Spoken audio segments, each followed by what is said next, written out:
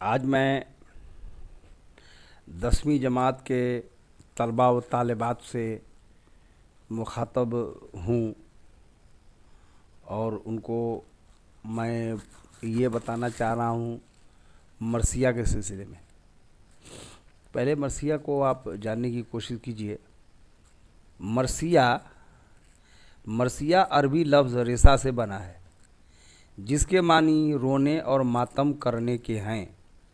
مرثیہ اردو شاعری کی ایک مقبول صنف ہے، جس نظم میں کسی مرنے والے کے اوصاف بیان کیے جائیں اور اس کی موت پر رنج و غم کا اظہار کیا جائے، شاعری کی اصطلاح میں مرثیہ کہلاتی ہے۔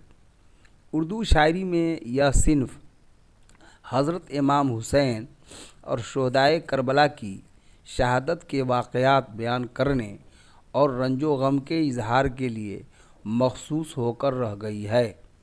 ان کے علاوہ باقی لوگوں کی موت پر اگر رنج و غم کا اظہار نظم کی صورت میں کیا جاتا ہے تو اسے شخصی مرثیہ کا نام دیا گیا ہے۔ مرنے والے کی خوبیوں کا ذکر کر کے اس پر افسوس کا اظہار کرنا مرثیہ کی بنیادی صفت ہے۔ مرثیہ کے اجزائے ترکیبی درج ذیل ہیں: چہرہ، رخصت، آمد، سراپا، رجز، جنگ، شہادت، بین۔ مرثیہ کے متعلق آپ یہ جاننے کی کوشش کریں کہ عربی میں ایک لفظ ہے رثا، اسی سے مرثیہ بنا ہے، اور مرثیہ کے معنی رونے اور ماتم کرنے کے ہوتے ہیں۔ اردو میں مرثیہ ایک مقبول صنف ہے۔ اس پر کسی مرنے والے کے اوپر رنج و غم کا اظہار کیا جاتا ہے، اور یہ صنف امام حسین اور شہدائے کربلا کی شہادت کے واقعات بیان کرنے اور رنج و غم کے اظہار کرنے کے لیے مخصوص ہے، لیکن باقی لوگوں کے، عام لوگوں کے موت پر اگر رنج و غم کا اظہار نظم کی صورت میں کیا جائے تو اسے شخصی مرثیہ کہا گیا ہے۔ تو دو باتیں ہوئیں، ایک مرثیہ، ایک شخصی مرثیہ۔ شخصی مرثیہ میں اگر شخصی مرثیہ کے متعلق پوچھتا ہے تو مرثیہ کی تعریف کرتے ہوئے شخصی مرثیہ کی بھی وضاحت کرنی ہوگی، جو آپ کے اس عبارت میں دیا گیا ہے۔ لیکن مرثیہ کے اجزائے ترکیبی کو آپ لوگ یاد کر لیجئے گا، رٹ کے یاد کر لیجئے گا۔ اس کی ترتیب بھی ادھر ادھر نہیں ہونی چاہیے۔ ترتیب اگر لکھنے کے لیے کبھی آپ سے پوچھ دے گا 2 نمبر کے سوال میں کہ مرثیہ کے اجزائے ترکیبی لکھیے، تو چہرہ، رخصت، آمد، سراپا، رجز، جنگ، شہادت، بین، یہ آپ لکھ دیں گے تو آپ کو 2 نمبر آسانی سے مل جائے گا۔ تو اس کو یاد کر لیجئے گا۔ اب مرثیہ کے بارے میں آگے آپ کو میں سناؤں گا۔ غالب نے اپنے بھانجا کی موت پر جو مرثیہ زیر نصاب کتاب درخشاں میں لکھا ہے، آج اس پر ہم لوگ چرچا کرتے ہیں۔ لیکن پہلے غالب کے مختصر حالات زندگی کو ملاحظہ کیجیے۔ غالب، پورا نام مرزا اسد اللہ خان، لقب مرزا نوشاہ، خطاب نجم الدولہ، دبیر الملک جنگ شاہی، تخلص پہلے اسد بعد میں غالب، پیدائش 1797 عیسوی میں، والد مرزا عبداللہ بیگ، چچا نصر اللہ بیگ، آباء و اجداد کی آمد ایران سے، والد کی وفات 1802 عیسوی میں۔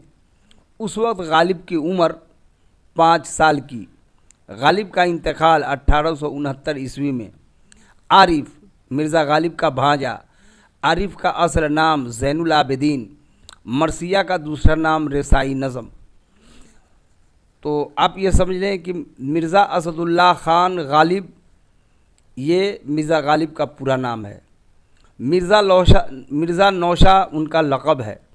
نجم الدولہ دبیر الملک جنگ شاہی ان کو خطاب ملا تھا۔ پہلے آپ شاعری جو کرتے اس میں اسد تخلص لکھا کرتے تھے، اور بعد میں آپ نے اس کو بدل دیا اور غالب لکھنے لگے۔ اور کسی کسی کتاب میں یہ بھی ملتا ہے کہ فارسی میں آپ نے فارسی میں بھی نظم کہی ہے، فارسی کی نظم میں آپ اسد تخلص لکھا کرتے تھے، اور اردو شاعری میں آپ اپنا تخلص غالب لکھا کرتے تھے۔ 1797 میں آپ کی پیدائش آگرہ میں ہوتی ہے۔ مرزا عبداللہ بیگ آپ کے والد ہیں۔ مرزا نصر اللہ خان آپ کے چچا ہیں۔ مرزا غالب کے آباء و اجداد ایران سے ہندوستان تشریف لائے۔ 1802 میں غالب کی وفات ہو گئی۔ جس وقت آپ کے والد مرزا عبداللہ بیگ کا انتقال ہوا، غالب کی عمر 5 سال کی تھی۔ مرزا غالب کے والد کی وفات 1802 میں ہوئی۔ غالب کا انتقال 1869 میں ہوا۔ مرزا غالب کا بھانجا، اس کا نام عارف ہے اور اصل نام زین العابدین ہے۔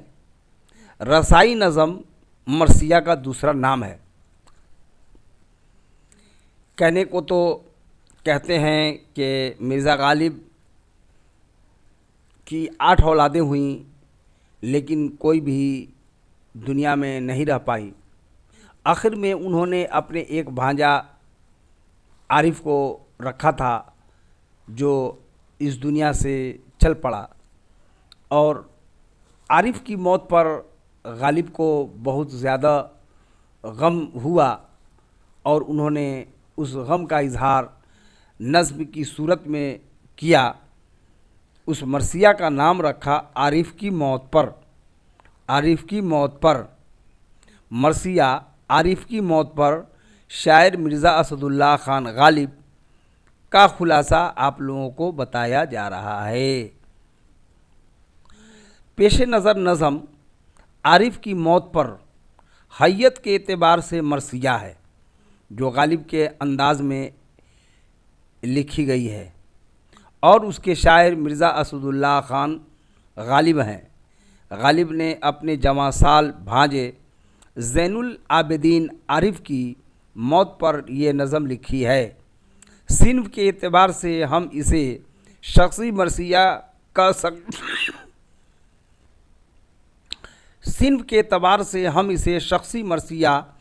سکتے ہیں۔ جو نظم کسی کی موت پر کہی جاتی ہے اس کو رسائی نظم یا مرثیہ کہتے ہیں، جس میں مرنے والے کی خوبیوں کو اس طرح پیش کیا جاتا ہے کہ اس کی موت کے غم کا اثر دوسرے افراد بھی محسوس کر سکیں۔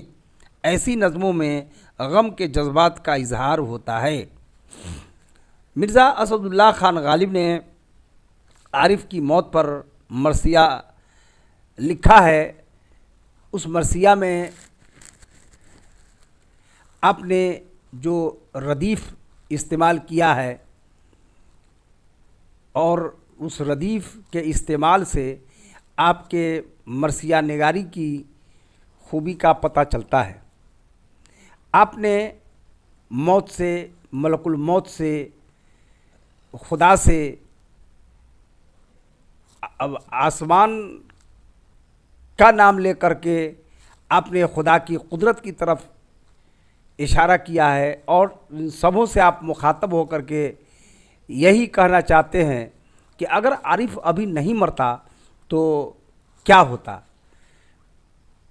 تو اس नज़म में उन्होंने बार बार आरिफ को मुखातब करते हुए उस मुर्दा आरिफ के तरफ मुखातब करते हुए आप बार बार इस बात की करना चाहते हैं, कोई दिन और, कोई दिन और, कोई दिन और। तो मरसिया में जिस फ़न का गालिब ने इस्तेमाल किया है, हर कोई इस तरह से इस फ़न का इस्तेमाल नहीं कर पाता है, ये गालिब के फ़न का कमाल है। लिहाजा आरिफ का पूरा नाम आप ज़हन नशी रखेंगे, ज़ैनुल आबिदीन, और आप उस मरसिया को बार बार पढ़ने की कोशिश करेंगे। और हमने पहले भी आप लोगों से ये गुजारिश किया था कि उर्दू एक वरक़ डेली आप लिखा करेंगे। उर्दू में रवानगी के लिए और एक वरक़ डेली लिखते रहने से अल्फाज की तहरीर में यकसानियत आ जाती है, और जब किसी तहरीर में यकसानियत हो जाती है तो उसकी तहरीर खूबसूरत लगने लगती है। लिहाजा इम्तिहान तक आपको एक वरक़ लिखना है। और ये भी मैंने कहा था कि आप अपने साथी में या आपके घर में कोई हो तो इस बात की कोशिश ज़रूर कीजिए कि 20 से 25 अल्फाज को डेली ज़बानी लिख लेना, या 2 से 3-4 लाइन किताब से उर्दू लिखवा देना, कभी इसको कभी उसको, कभी अल्फाज कभी जुमले, इसको ज़बानी लिखते रहने से आपको उर्दू लिखने की अच्छी सलाहियत होगी और उर्दू लिखने की आपकी मशाक़ी भी हो जाएगी।